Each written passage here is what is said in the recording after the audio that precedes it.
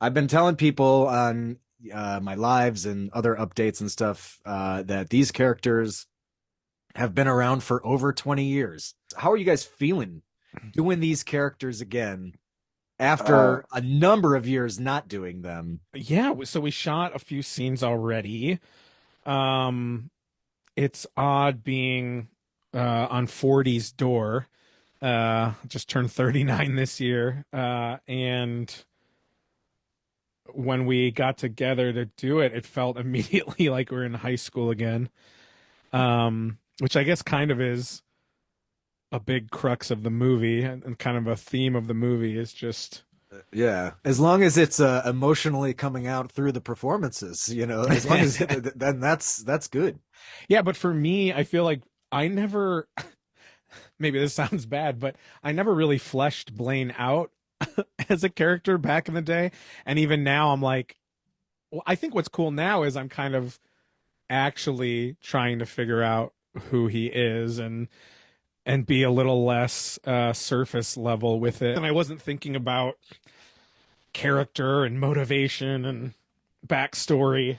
So it's been fun kind of getting to know who this guy is. And I mean, I feel like each character has a good chunk of us in it too. So kind of Mhm. fleshing that out too has been fun. it's like the old expression. It's like riding a bicycle, and it's also you put your pants on one leg at a time, and And it fits like a glove. that it fits like a glove. Exactly. When your pants fit like a glove, that's what you want.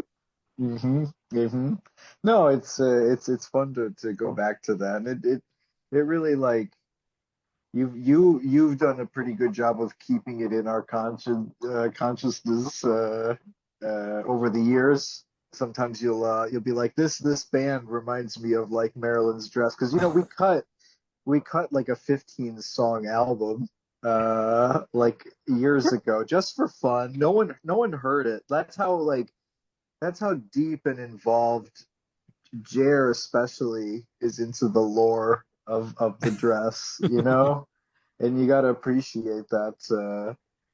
But yeah, no, personally, I think it's great to go back to the character, and yeah, there is a little bit of there's definitely me in that character, and and it's a lot of fun, yeah, to get back into it. What is it like for you being directed and not having anything to do with the directing? You've directed the previous, I guess, four movies that I've been in. So That's true. what's it like with the roles reversed? It's easier.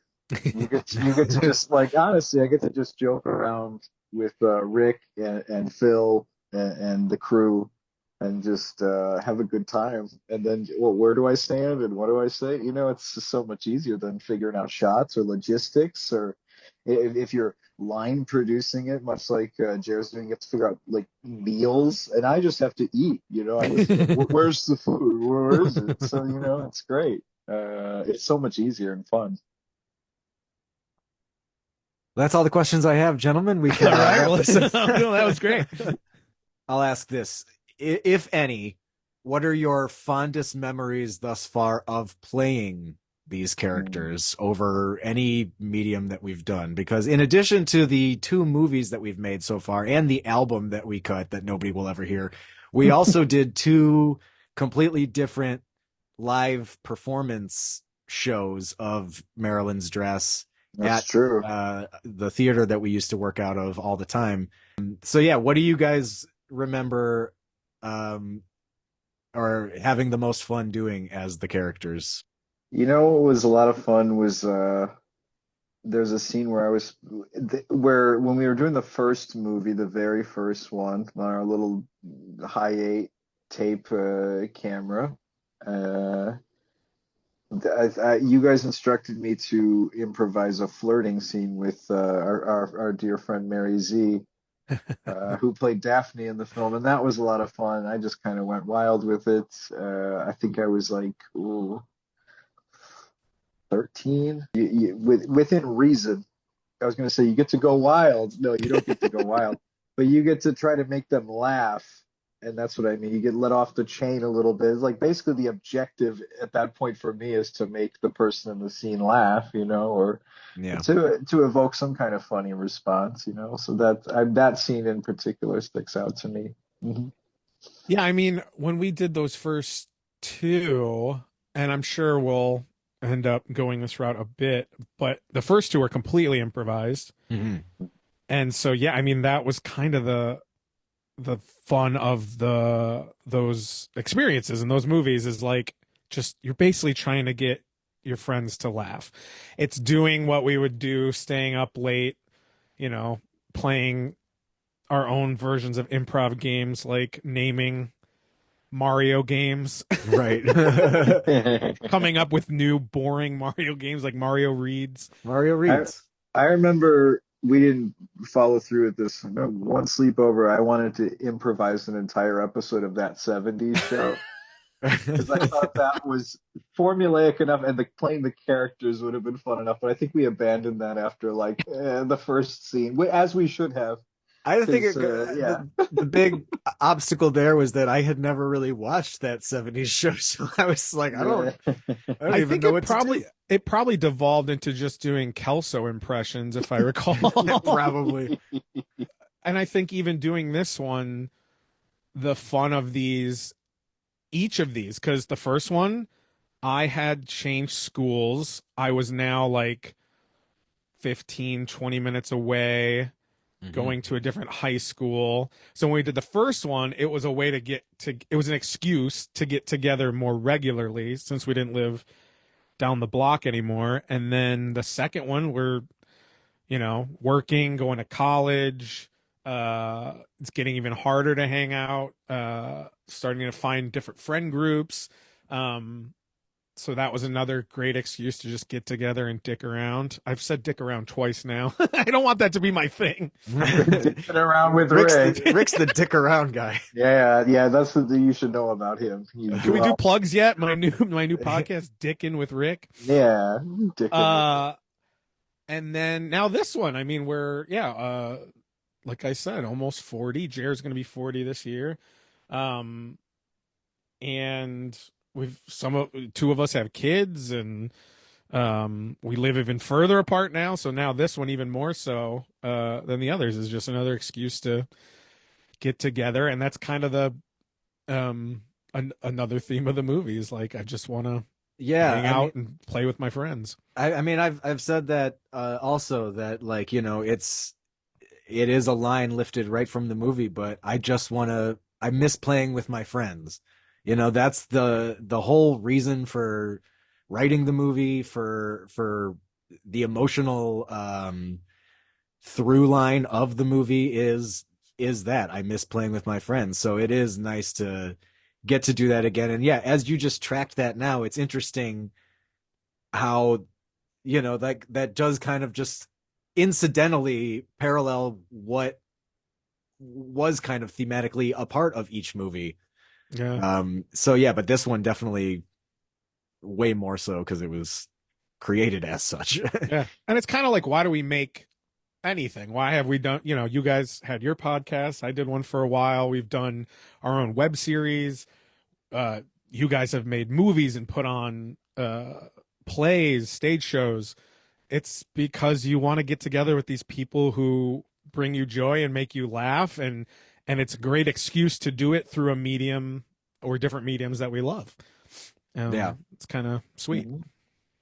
And the corn fetish, that's pulled from real life too, right?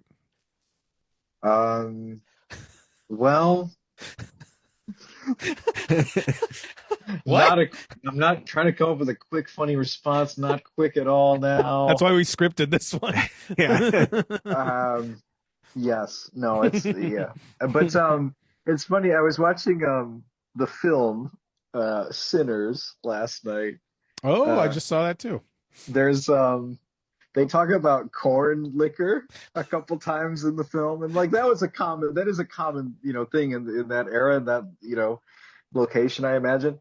But I just got so hung up on the corn wine for my character. There's a thing about, like, I don't know if I'm spoiling it too much, but like I got really hung up on corn wine in Yeah, the that's making, in the writing of this script. Yeah.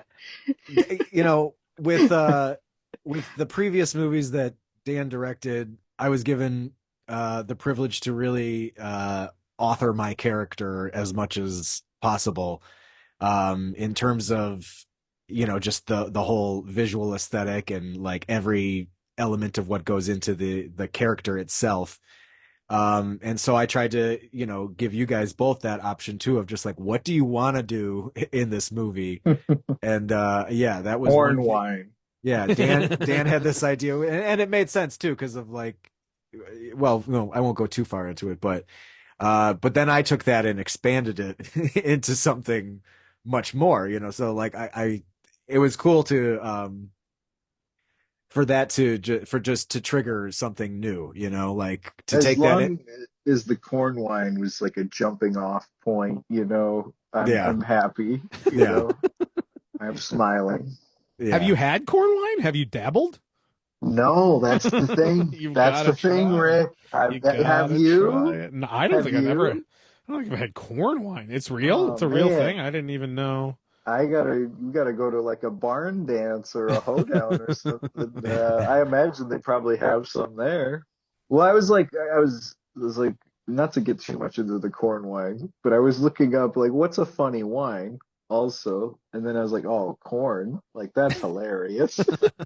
Well, you know, like corn is used in malt liquors and bourbon and and all these other ways, but then to like throw wine on the end of It sounds so awful. Like just corn wine is so simple and like one of the fanciest of the alcohols, at least its connotation is, and then to pair it with corn. That's corn. right. It's You not even get a it. vegetable. What are you guys looking forward to doing? I mean, you guys have the scripts. Is there anything specifically that you guys are like, I can't wait to see what we're gonna do for that? I mean, you've talked about the twist of the movie I've publicly. I mean, yes, we know that the subject of the movie is the alien invasion. There is a twist about the aliens, which I have not mentioned anywhere, so we're gonna But I still keep think that. But as far as this movie goes, and where it diverts the most from these pseudo sequel or prequels, um, yeah, is that aspect. We've never, and I don't, and none of the movies you guys have done over the years or I've done have kind of gotten into aliens and like something so heavy, not heavy, but like what logistical sci-fi, right? Like there's going to be a Yeah. lot more moving parts, makeup and prosthetics, and so A, I'm excited to be involved in a project that's doing that, and B, yeah, I'm excited to see what you're going to pull out for it. I can't get into spoiler territory, but some of the things involved, and you can imagine when you think of aliens, some of the things you might see in this film, and it's we've never even tried to do anything like that before. So I'm gonna have to echo Rick, but aside from that, like I was gonna say earlier, we did a table read for this script, and it was a lot of fun. And it's so rewarding. It must be, Jer, to hear everybody laughing and those words come to life and yeah, there's a monologue I do that I think is pretty funny. There's not to toot my own horn here, but really funny. But no, like there's just some of the He's not dialogue wrong. exchanges are just really funny. I can't wait to see people see them and laugh at them, So, Yeah. And I mean to Jer's horn, the script is probably the most involved. I mean, I don't want to speak for you, Dan, but uh the most like this is a like Hollywood movie script. Like you've done the work. I know you worked with a director and writer, um and it shows. It's like it's got the act structure, it's got mhm. um yeah, the narrative just flows nicely. It's got, pound for pound jokes, heart, and yeah, that's really fun too, just to be able to work on something that's so polished and that you've put a lot of thought, time, and heart into. Yeah, that was, thank you very much for saying that. Yeah, it was important for me to, the most important thing for me was in writing a script was that it functioned as a screenplay and had those act beats and was a structured screenplay because I didn't, I did not go to, I went to, not even a full term of Second City writing program in addition to the 1 year of improv that I took. That's about as far as my, education goes, aside from absorbing from watching movies and doing the podcast over the years and really talking about all of those beats has helped me just by osmosis learn structure more. And then, yeah, working with Pete Hewitt helped in terms of opening my own mind to what the script needs versus what I imagined it to be. And him raising questions that I never would have asked myself, so Yeah. yeah, it was very rewarding to hear everybody laughing. And it's also just different because we haven't done a scripted movie since the first one that we did. Because I hate theater. yeah, I Hate Yeah, Theater Yeah. was the last yeah. time we've done a scripted movie. Hmm. Um, and so, yeah, it's interesting to just go back and do that. And also knowing that this was going to be such a bigger production. That's another reason why I was like, I can't leave this up to us figuring out the story like in the process. I need to know exactly what we're doing because we've got aliens involved. So we can't improvise around. I mean, we can improvise in places that's built that way, but yeah, I had to know what we were doing. So I've never done anything on this scale before, and I've been saying that often too. So it's that's I guess what I'm most excited for is just um seeing. I don't want to say if, but seeing how I pull it off. Because I know I'll figure it out, but I have no idea how yet, and that's interesting and terrifying, and it's also like the kind of thing that I'm like, all right, this is just enough spark to get me like really focused on something. That's yeah, I feel that's the secret sauce, like of life, kind of is like doing something a little scary but exciting and new. It's like that's what keeps you young and virile and Yeah. I mean, it uh, has nothing to do with the fact that I'm turning 40 and it's probably a midlife crisis, but like that's got nothing to do with it. It's about no. no, truly it is about just getting another chance to play with you guys in a on a bigger stage and scale. Well, one of the biggest hurdles already has been shooting on an RV. Yeah. It's like and also another fun, exciting, like, okay, how do we do this? Um, so I cut the scenes we did in the RV, and so first off, logistically, being in an RV with four actors, right? There were four of us, Yeah. and then we only had a crew of no three. Yeah, three. I was gonna say two. So we have camera, sound.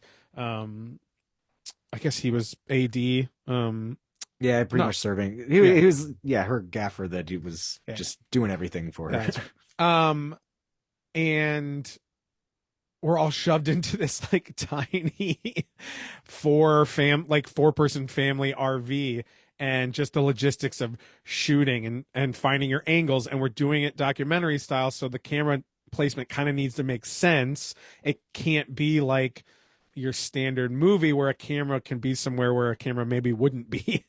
And then just, being on an RV, it's not going to be perfect unless Sure. you're, I don't know, fully insulating it in some Hollywood fashion that Or I'm you're sure. doing the thing that they would do in movies, which is Green not screen. actually moving Yeah, it. You know, right. It That's can the thing. be- We're on the fucking highway going like 70. Yeah. And by Jer's house where Oh, we were shooting, tons of construction. So it's like, ka-dung, ka-dung, ka-dung. Yeah. yeah. Yeah. It's that every year local construction where you're just like, didn't they just fucking do this? Why are we doing this shit again? So, it's the fun and challenge of like, yeah, shoestring budget indie, doing it on your own. Everyone kind of fills in as crew when they have to, kind of like guerrilla style.